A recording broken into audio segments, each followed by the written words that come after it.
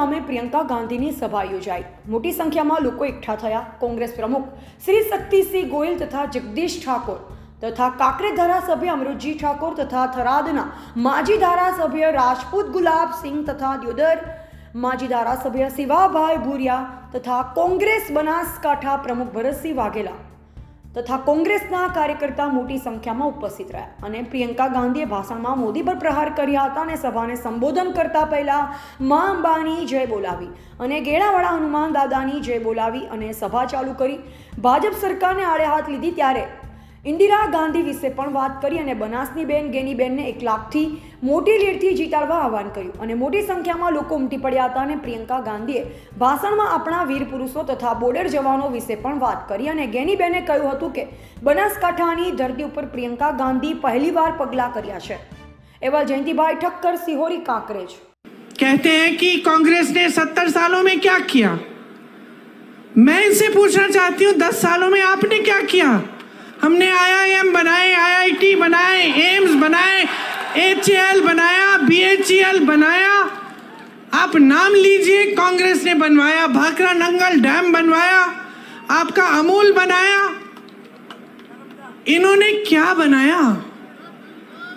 इन्होंने क्या बनाया? फूट फैलाई लोगों के बीच में, नफरत का बीज बो दिया, क्योंकि उस नफरत के बीज से उन्हीं की सत्ता बढ़ेगी। आपसे जब आते हैं चुनाव के समय आपसे बात करने के लिए तो क्या बातें करते हैं। आए थे अभी 2-3 दिन पहले, मैंने सुना उनका भाषण।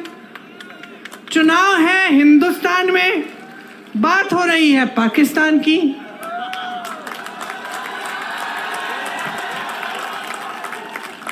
आपको बताया जा रहा है कि सावधान रहो, कांग्रेस एक एक्सरे की मशीन लाएगी और एक्सरे की मशीन से आपके घरों में घुस के आपके मंगलसूत्र छीनेगी, आपका सोना चुराएगी।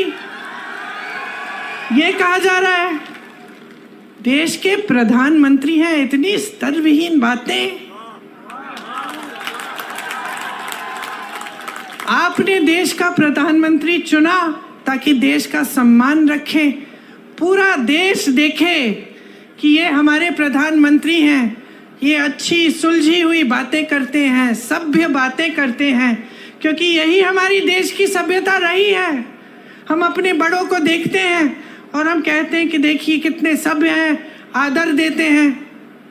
लेकिन अब हमारे प्रधानमंत्री आपके सामने झूठ तो बहुत बोलते हैं, लेकिन अब तो फिजूल की बातें करने लग गए हैं। पहले झूठ तक सीमित था, अब अजीब सी बातें।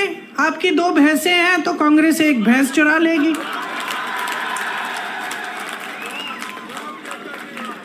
पचपन सालों से कांग्रेस की सरकार रही है इस देश में। जरा बताइए किसकी भैंस चुराई हमने?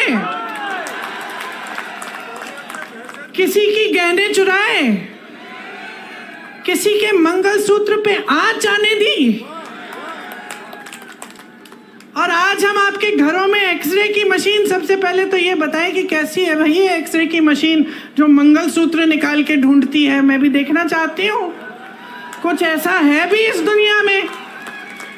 और अब हम आकर आपके घरों के अंदर चोरों की तरह आपके भैंस चुराएंगे, आपका सोना चुराएंगे। क्यों? क्योंकि उनका वो पुराना जो रट है वो चल नहीं रहा है। क्योंकि आज इस देश की जनता जाग रही है, क्योंकि आज इस देश की जनता कह रही है कि मेरे मंच पे आओगे तो मेरी काम की बात करो।